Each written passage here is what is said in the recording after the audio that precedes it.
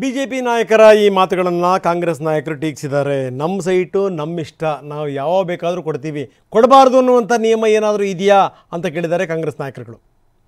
ನಿನ್ನೆ ಪರ್ವತಮ್ಮನವರು ಸ್ವಇಚ್ಛೆಯಿಂದ ನನ್ನಿಂದ ನನ್ನ ಪತಿಯವರಿಗೆ ಆಘಾತ ಆಗಿದೆ, ನೋವಾಗಿದೆ. ಅವ್ರದ್ದು ರಾಜಕೀಯ ಜೀವನ ಎಲ್ಲೂ ಕಪ್ಪು ಚುಕ್ಕೆ ಇಲ್ದಂತಹದ್ದು.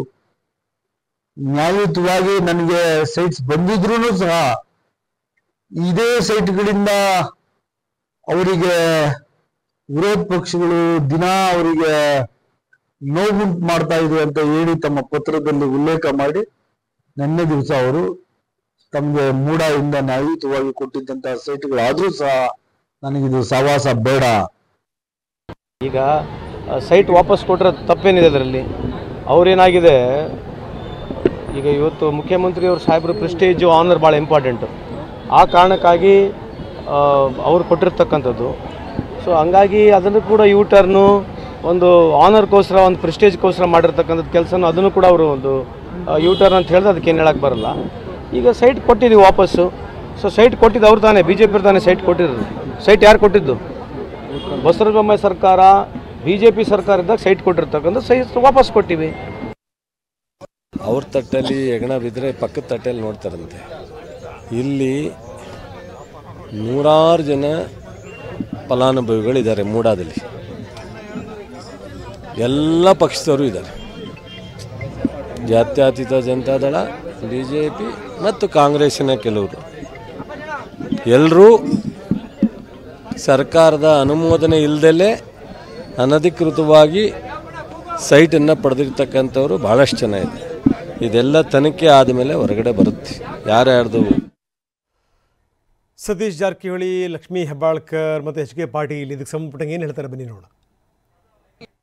ಸಿದ್ದರಾಮಯ್ಯ ಜೊತೆ ಈ ವೇಳೆಯಲ್ಲಿ ನಾವು ಗಟ್ಟಿಯಾಗಿ ನಿಲ್ಲಬೇಕು, ಅವ್ರ ಜೊತೆ ಇರಬೇಕು. ಯಾಕಂದರೆ ಈಗ ಕ್ರಾಶ್ ನಡೀತಾ ಇದೆ, ಸಮಸ್ಯೆ ಉದ್ಭವ ಆಗಿದೆ ಮೂಡಾದಿಂದ.